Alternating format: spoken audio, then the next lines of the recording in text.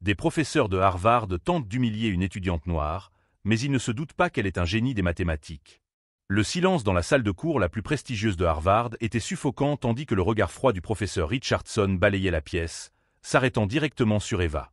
La salle de cours de calcul avancé, habituellement remplie des conversations confiantes des étudiants de l'Ivy League, était devenue complètement silencieuse. « Mademoiselle Torres, » dit Richardson d'une voix tranchante, « puisque vous semblez si sûr de vos capacités, peut-être aimeriez-vous résoudre cet exercice pour nous. » L'équation écrite au tableau blanc s'étendait comme un labyrinthe impossible, un problème de niveau doctoral qui aurait donné du fil à retordre même à des étudiants de 3e cycle. Eva était assise immobile au 3e rang, son cahier usé fermé, les yeux sombres fixés sur le regard provocateur de Richardson. Autour d'elle, des chuchotements se répandirent comme un poison dans l'air pur de ce lieu privilégié. « Elle va se planter », murmura quelqu'un derrière elle. « Elle a sûrement été admise grâce à la discrimination positive », ajouta une autre voix, sans prendre la peine de baisser le ton. La matinée avait pourtant bien commencé. Eva était arrivée tôt, comme toujours, et avait choisi stratégiquement sa place dans les rangées du milieu, assez près pour bien voir, mais assez loin pour éviter d'attirer l'attention. Elle avait regardé les étudiants issus de grandes écoles et de familles aisées entrer dans la salle, leurs ordinateurs portables coûteux brillants de mille feux, leur confiance en eux aussi éclatante que leurs vêtements de marque. Ils étaient à leur place ici. Tout le monde le savait. Tout le monde le croyait. Tout le monde sauf Eva. Eva avait déjà tout entendu. Tous les regards en coin lorsqu'elle entrait dans une pièce, tous les sourcils levés lorsqu'elle posait des questions complexes, toutes les suppositions selon lesquelles elle n'avait pas sa place parmi l'élite mathématique de Harvard. Les questions tacites flottaient dans l'air comme de la fumée. Comment était-elle arrivée ici? Avait-elle vraiment mérité sa place? Une personne issue de son milieu pouvait-elle comprendre les complexités qu'il considérait comme acquises? Mais ce qu'il ne savait pas, ce qu'il ne pouvait même pas imaginer, c'est qu'Eva Torres résolvait des équations comme celle-ci depuis l'âge de 12 ans. Ayant grandi dans l'est de Los Angeles, les mathématiques lui avaient permis de s'évader d'un monde qui semblait déterminé à limiter ses possibilités. Pendant que les autres enfants jouaient dehors, elle dévorait des manuels scolaires avancés empruntés à la bibliothèque municipale, dont les pages étaient jaunies et usées par d'innombrables mains avant la sienne. Alors que ses camarades de classe peinaient avec l'algèbre élémentaire, elle apprenait le calcul différentiel et intégral toute seule à partir de vidéos YouTube sur l'écran fissuré de son téléphone, mettant en pause et revenant en arrière jusqu'à ce que chaque concept soit clair dans son esprit. Sa mère travaillait 2 fois plus à l'hôpital pour pouvoir nourrir sa famille. Son père était parti quand elle avait 8 ans, emportant avec lui tout espoir d'une vie meilleure. Mais Eva avait découvert quelque chose de plus puissant que les circonstances, de plus fiable que les gens. Les chiffres ne mentent jamais, les équations ne jugent jamais, et les mathématiques se moquent bien des codes postaux ou de la couleur de peau. Son arme n'était ni le privilège, ni les relations. C'était son génie pur et indéniable. Le professeur Richardson s'approcha, sa présence planant au-dessus de son bureau comme un nuage d'orage. L'odeur de son eau de Cologne coûteuse se mêlait au poids de l'autorité institutionnelle. « Nous attendons, mademoiselle Torres. À moins, bien sûr, que vous ne préfériez admettre que cela dépasse votre niveau actuel ?» Chaque mot était empreint de condescendance. Derrière lui, le professeur Whitman souriait narquoisement depuis sa position près du tableau noir, les bras croisés comme un juge prêt à rendre son verdict. Ce n'étaient pas seulement des professeurs, mais les gardiens d'une institution qui avait passé des siècles à décider qui était digne de connaître, qui méritait de percer les secrets des mathématiques avancées. La réputation de Richardson le précédait. Connu pour son intelligence brillante et redouté pour sa cruauté, il avait un talent particulier pour identifier les étudiants qu'il jugeait indignes et les briser systématiquement. Ses méthodes étaient chirurgicales, précises, conçues pour ne laisser aucune chance de récupération. Eva se leva lentement, ses mouvements délibérés et calmes. Elle ne se précipita pas, ne montra pas la nervosité qu'ils attendaient. La classe retint son souffle lorsqu'elle repoussa sa chaise, le bruit résonnant comme un coup de feu dans le silence. Tous les regards la suivirent tandis qu'elle se dirigeait vers le tableau avec l'assurance tranquille de quelqu'un qui s'était préparé à ce moment toute sa vie. La craie lui semblait familière dans sa main lorsqu'elle commença à écrire. Pas frénétiquement, pas avec hésitation, mais avec la précision fluide d'un maître artisan. Les chiffres s'alignaient sur le tableau dans des formations élégantes, et les transformations étaient si rapides que même les professeurs qui observaient avaient du mal à suivre. Certains élèves se penchaient en avant sur leurs chaises, essayant de comprendre son approche. D'autres échangeaient des regards perplexes, chuchotant des questions urgentes à leurs voisins qui n'avaient pas de réponse. Mais Eva restait concentrée, perdue dans la belle complexité des mathématiques pures, chaque trait de craie étant un pas de plus dans une danse qu'elle avait perfectionnée au fil d'années de pratique acharnée. Si vous appréciez cette histoire de détermination contre toute attente, n'oubliez pas de vous abonner à notre chaîne, car la suite va laisser tout le monde sans voix.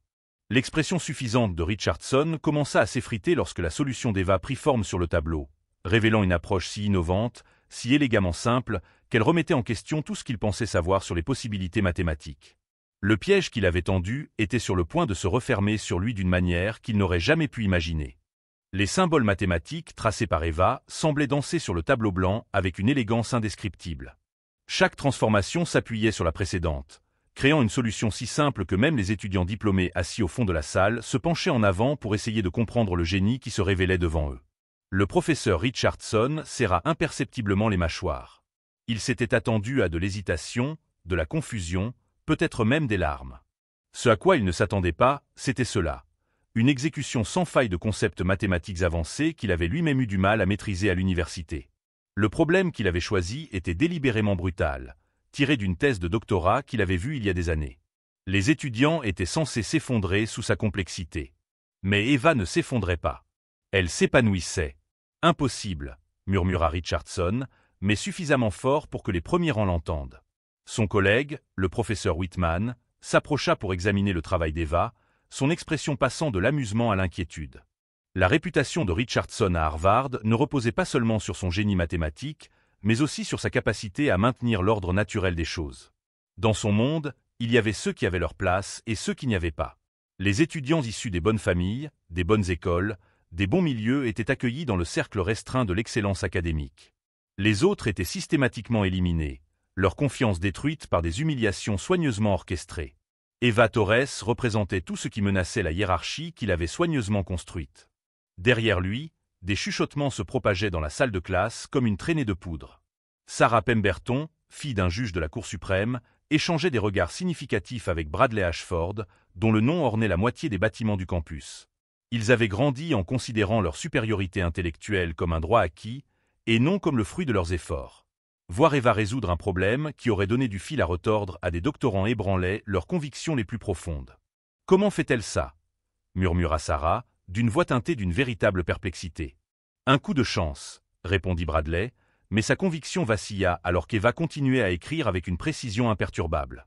Le professeur Whitman avait passé 30 ans à Harvard, suffisamment longtemps pour reconnaître un véritable génie mathématique quand il en voyait un.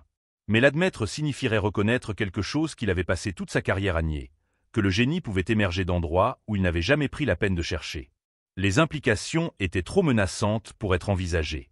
Eva s'éloigna du tableau et posa la craie avec une confiance tranquille.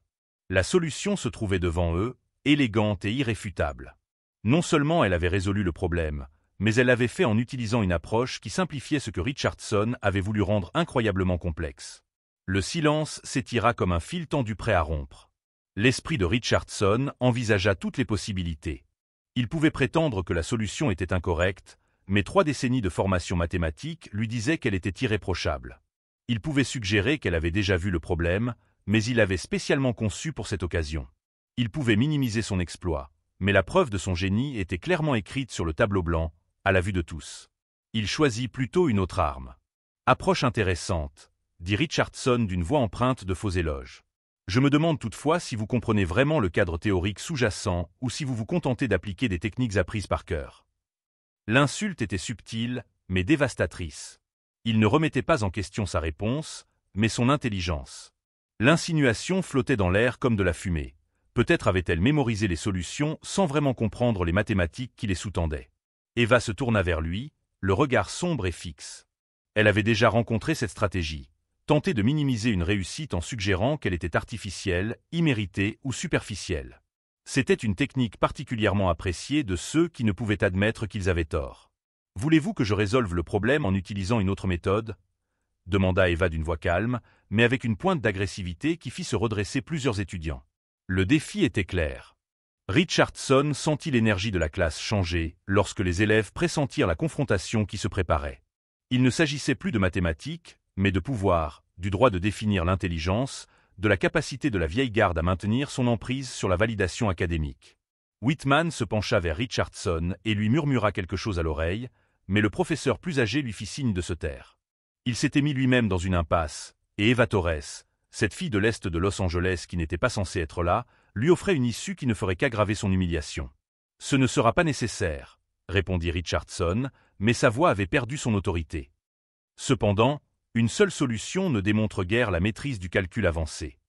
Eva sourit alors, un sourire qui n'atteignait pas tout à fait ses yeux. C'était le sourire de quelqu'un qui avait été sous-estimé toute sa vie et qui avait appris à utiliser ce désavantage comme une arme. Richardson ne s'en rendait pas encore compte, mais il venait de commettre la plus grande erreur de sa carrière universitaire. Car Eva Torres n'était pas seulement préparée pour un problème, elle était préparée pour la guerre. Ce soir-là, Eva retourna dans sa chambre exiguë, le défi de Richardson résonnant encore dans son esprit. Sa colocataire était rentrée chez elle pour le week-end, la laissant seule avec le doux bourdonnement des néons et le poids de l'inévitable confrontation du lendemain. Elle n'avait pas besoin d'étudier, elle devait se préparer au combat. Ce que Richardson ignorait, c'est qu'Eva s'était préparée toute sa vie à des moments comme celui-ci. Pendant qu'il dormait confortablement dans sa maison de ville à Cambridge, Eva étalait des manuels de mathématiques avancés sur son petit bureau. Il ne s'agissait pas de manuels universitaires classiques, mais de documents de niveau supérieur qu'elle avait obtenus grâce à des programmes d'emprunt interbibliothèque, de thèses de doctorat trouvées en ligne et d'articles de recherche publiés dans des revues mathématiques internationales que la plupart des étudiants de premier cycle ne découvraient qu'en dernière année. Elle avait compris depuis longtemps que pour survivre dans un milieu où elle n'était pas la bienvenue, il ne suffisait pas de répondre aux attentes, il fallait les dépasser à tel point qu'il devienne impossible de les nier. Son téléphone vibra, signalant un SMS de sa mère à Los Angeles. « Mija, comment vont les cours ?» Eva fixa le message, se remémorant les sacrifices qui l'avaient amenée ici.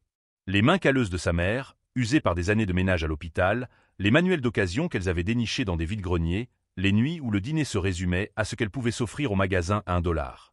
Chaque équation qu'elle résolvait était construite sur les rêves de sa mère et l'absence de son père. Elle répondit simplement « Je vais leur montrer de quoi nous sommes capables ». Pendant ce temps, de l'autre côté du campus, dans le bureau de Richardson, des préparatifs d'un autre genre étaient en cours. Le professeur était assis derrière son bureau en acajou, entouré de distinctions universitaires et de photos avec des sommités des mathématiques. Whitman l'avait rejoint, ainsi que le docteur Elizabeth Harper, la directrice du département dont Richardson avait désespérément besoin de l'approbation. « La fille Torres devient problématique », dit Richardson en faisant tourner son brandy dans un verre en cristal. « Elle perturbe l'équilibre naturel de la classe. » Harper acquiesça d'un air pensif.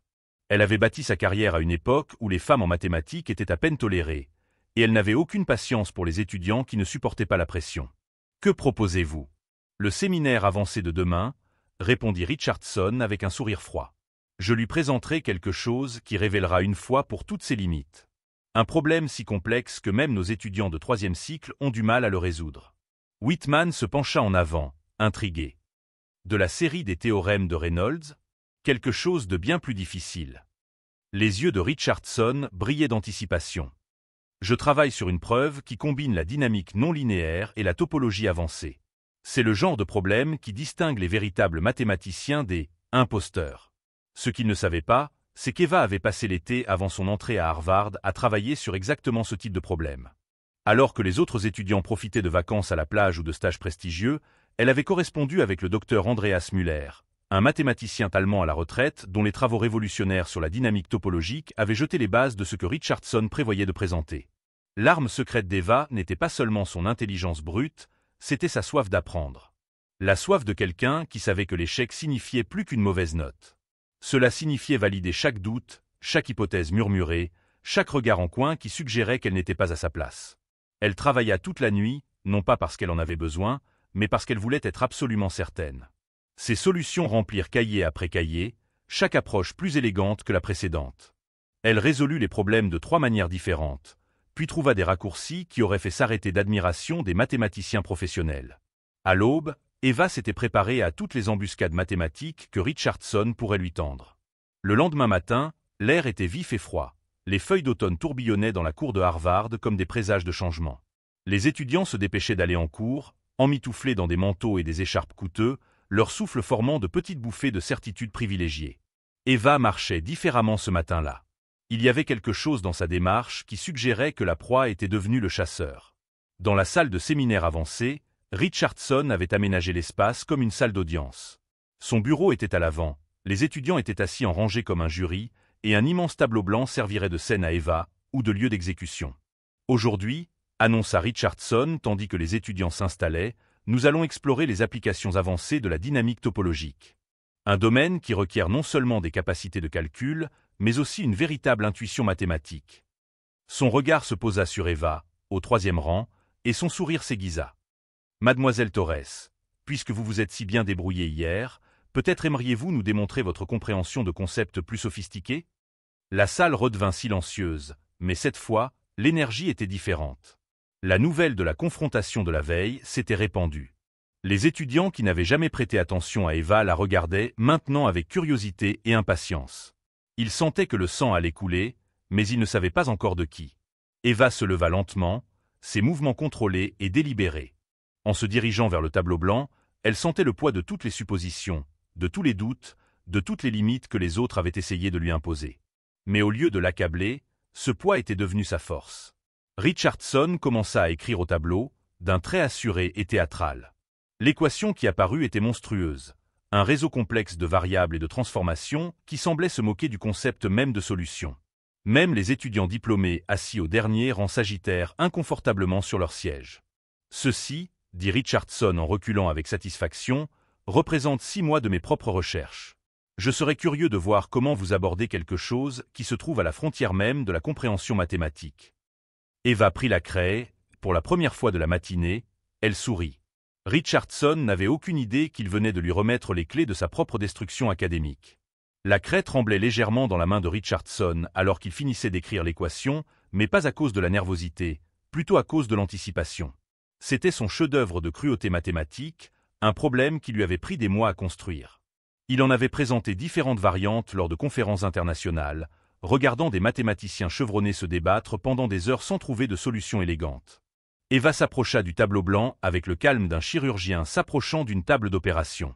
Elle étudia l'équation pendant exactement 37 secondes, assez longtemps pour en comprendre la structure, assez brièvement pour ébranler la confiance de Richardson. Puis elle commença à écrire. Ce qui se passa ensuite défia toutes les hypothèses sur lesquelles Richardson avait bâti sa carrière. Eva ne se contenta pas de résoudre le problème. Elle le déconstruisit avec une telle précision chirurgicale qu'il devint évident qu'elle comprenait non seulement la solution, mais aussi le cadre théorique mieux que Richardson lui-même. Son approche était d'une simplicité à couper le souffle. Là où Richardson avait construit un échafaudage mathématique élaboré, Eva trouva des chemins directs. Là où il s'était appuyé sur des calculs bruts, elle employa des raccourcis élégants qui révélaient des vérités mathématiques plus profondes. « Impossible !» murmura Whitman, sa voix résonnant dans la pièce silencieuse. Mais Eva n'avait pas fini. Tout en écrivant, elle se mit à parler d'une voix claire et assurée. Ce qui est intéressant dans ce problème, c'est qu'il repose sur des hypothèses incomplètes concernant l'invariance topologique. Richardson pâlit. Ce n'était pas seulement des termes techniques, c'était une remise en cause directe de sa méthodologie de recherche. Eva continua, sa craie dansant sur le tableau. Si vous ajustez les conditions limites qui ont été négligées. Elle s'interrompit et écrivit une correction qui réduisit l'équation à une forme étonnamment simple. La complexité disparaît complètement. La salle fut envahie par des murmures stupéfaits. Les étudiants diplômés échangèrent des regards perplexes. Le docteur Harper se pencha en avant sur sa chaise, son visage impassible craquant pour la première fois depuis des années. Richardson fixait le tableau blanc avec horreur. Eva n'avait pas seulement résolu son problème, elle avait mis en évidence une faille fondamentale dans 6 mois de recherche.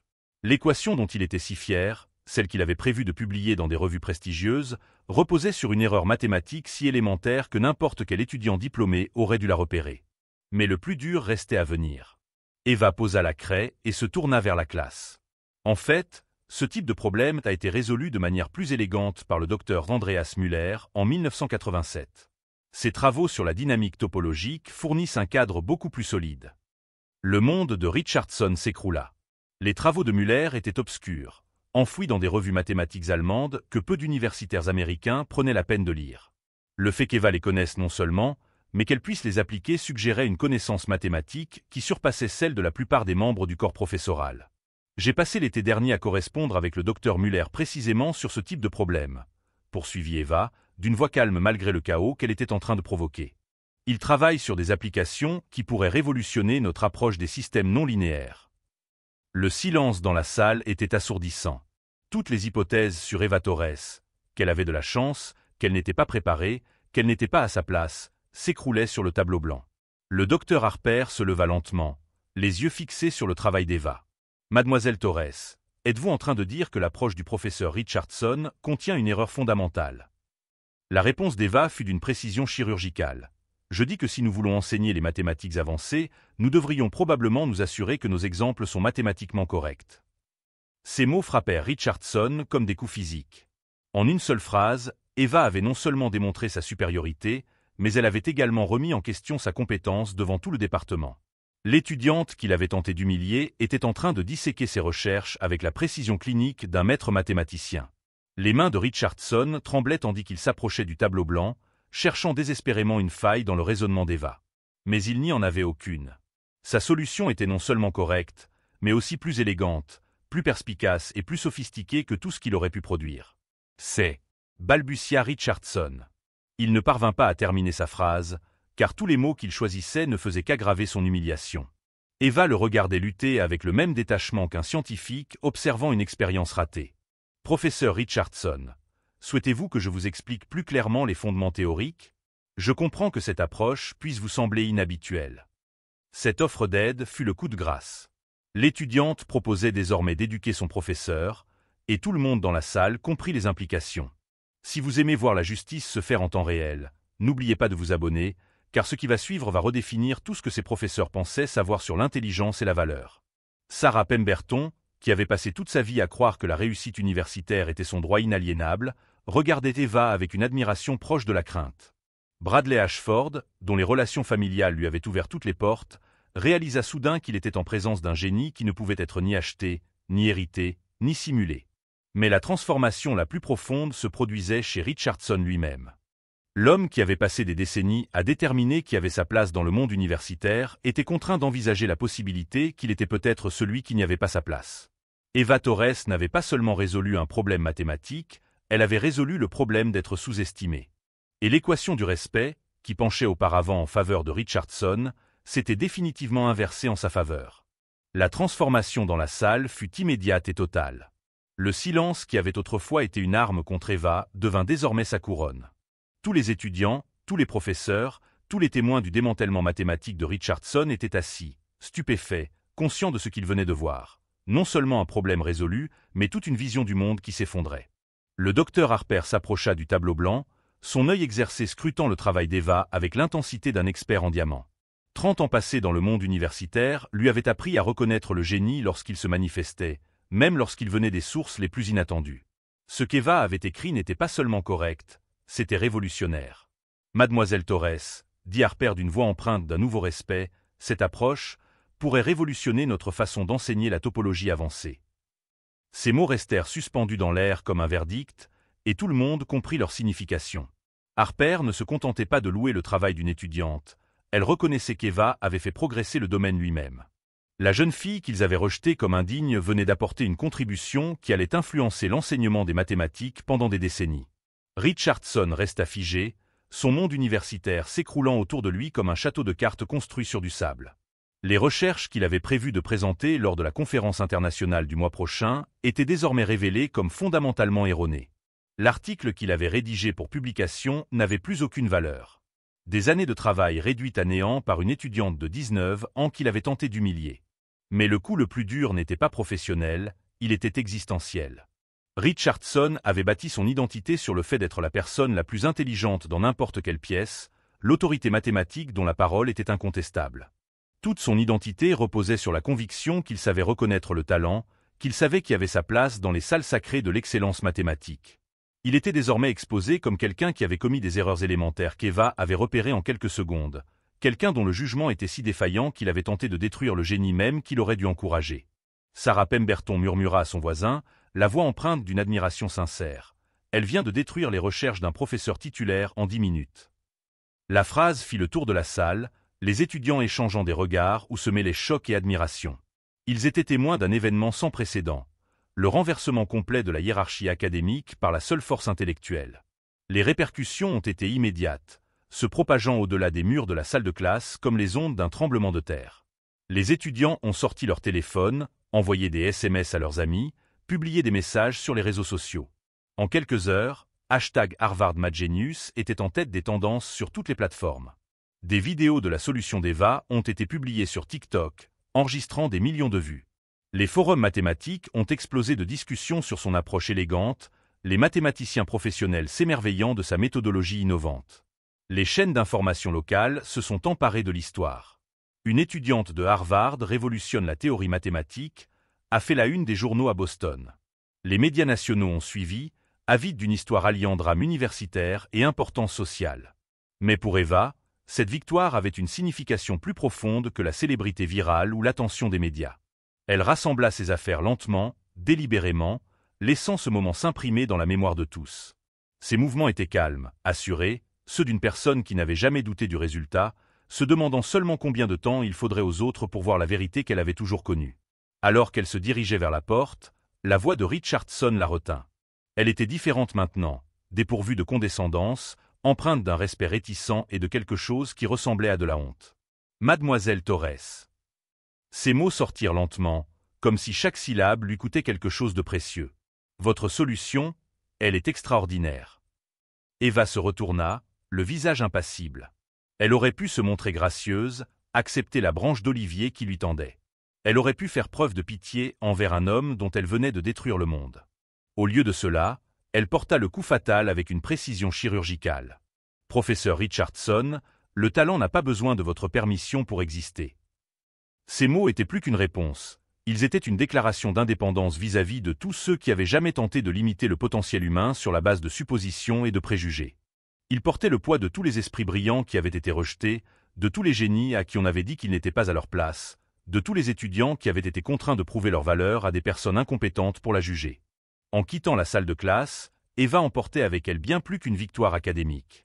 Elle emportait avec elle la justification de tous les étudiants qui avaient été sous-estimés, la validation de tous les esprits brillants rejetés à cause de leur code postal ou de la couleur de leur peau, l'espoir de tous les génies à qui on avait dit qu'ils n'avaient pas leur place dans des espaces qu'ils étaient destinés à transformer. Richardson se tenait seul devant le tableau blanc, fixant les équations qui révélaient non seulement le génie d'Eva, mais aussi ses propres limites. Les symboles mathématiques semblaient se moquer de lui, leur élégante simplicité témoignant des dons intellectuels qu'il n'avait pas su reconnaître. Le gardien avait été contraint d'ouvrir la porte, non par charité ou sous la pression de l'institution, mais parce que quelqu'un s'était révélé trop brillant pour être ignoré. Le docteur Harper s'approcha de Richardson, la voix calme mais empreinte de l'autorité du changement institutionnel. « Richard, je pense qu'il est temps que nous discutions de la manière dont nous évaluons le potentiel des étudiants. » Les implications étaient énormes. L'approche du département en matière d'identification et de développement des talents devait être fondamentalement revue. Le réseau des anciens, l'idée que le génie se présentait sous des formes prévisibles, les barrières informelles qui maintenaient certains étudiants en marge. Tout cela était remis en question par quelqu'un dont le jugement ne pouvait être ignoré. La nouvelle du triomphe d'Eva se répandit au-delà des portes de Harvard comme une traînée de poudre. Le docteur Andreas Müller, le mathématicien allemand dont Eva avait parlé, la contacta personnellement après avoir vu des vidéos de son travail en ligne. Son message était bref mais profond. « Mademoiselle Torres, votre application de la dynamique topologique est remarquable. Je serais honoré de collaborer avec vous dans le cadre de vos futures recherches. » Le département de mathématiques de Stanford l'a invité à présenter ses travaux lors d'un séminaire destiné aux étudiants de 3e cycle.